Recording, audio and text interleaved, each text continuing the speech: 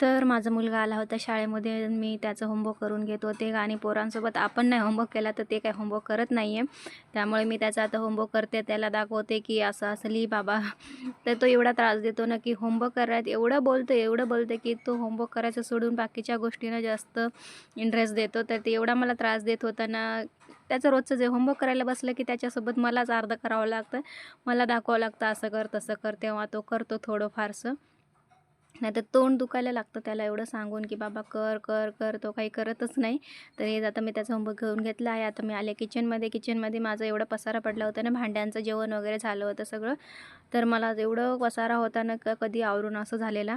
तर आता मी सगळी भांडे घासून घेतली आहे आणि किचनमध्ये बघा माझं एवढं पसारा होता ना, ते सगळं घासून घेतलं आणि पूर्ण आता गॅस ओट्यावरनं पाणी टाकून साबणानं एवढं क्लीन केलं ना, तेवढंच भारी वाटत होतं. आणि ही सवय असायलाच पाहिजे, कारण की आपलं जेवण वगैरे झालं, भांडी-कुंडी झाली ना, तर असं एकदा क्लीन करायलाच पाहिजे. काय आहे ना, त्याच्यामुळे ना ऑइल होत नाही आणि एकदम स्वच्छ किचन राहतं आणि एकदाच आपल्याला करायची गरज नाही पडत. रोजचं थोडं-थोडं केलं ना, तर किचन एकदम क्लीन राहतं, ऑइली होत नाही.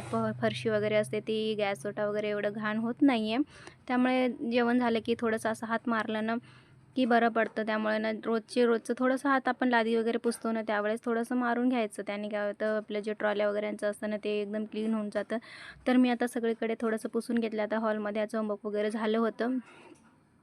तर आता त्याच्या बॅगा वगैरे मी सगळं आता आवरून घेत आहे आणि झाडू मारून मला लादी पुसून घ्यायची आहे. तर मी झाडू मारून घेतला आहे. आता मी ना लादी पुसायला घेतलेली आहे आणि पाऊस पण मस्त चालत होतं. आता ह्याच्यावर अशा मी लादी पुसणार आहे आणि लादीने बघा सगळं काळपट, असं पेन्सिल शॉर्प केली होती ना, सगळं काळपट वगैरे पडलेलं होतं.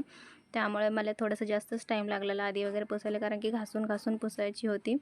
तर आता मी अशा प्रकारे बघा अशी घासते ना, तर असं क्लीन ठेवावंच लागतं मोर. आणि हे बघा किती मस्त असा पाऊस चालू आहे आणि चहा होणार नाही, हा होणारच नाही आहे. तर आता संध्याकाळ झालेली आणि पाऊस पण मस्त आणि चहा पण केलेला आहे. आणि या तुम्ही पण चहा प्यायला. आणि व्हिडिओ आवडला असेल तर लाईक, शेअर, सबस्क्राईब करा. थँक्यू.